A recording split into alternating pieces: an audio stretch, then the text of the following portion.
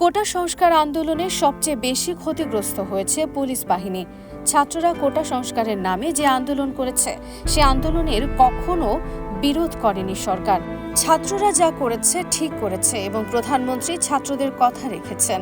ছাত্রদের আন্দোলনের সুযোগ নিয়ে বিএনপি জামায়াত খোলা পানিতে মাছ শিকার করতে চেয়েছিল। এই আন্দোলনে সবচেয়ে বেশি ক্ষতিগ্রস্ত হয়েছে দেশের পুলিশ বাহিনী। আজকে পুলিশ বাহিনীর সদস্যরা হাসপাতালে কাতরাচ্ছে। পুলিশ সদস্যদের মেরে ঝুলিয়ে রাখা হয়েছে।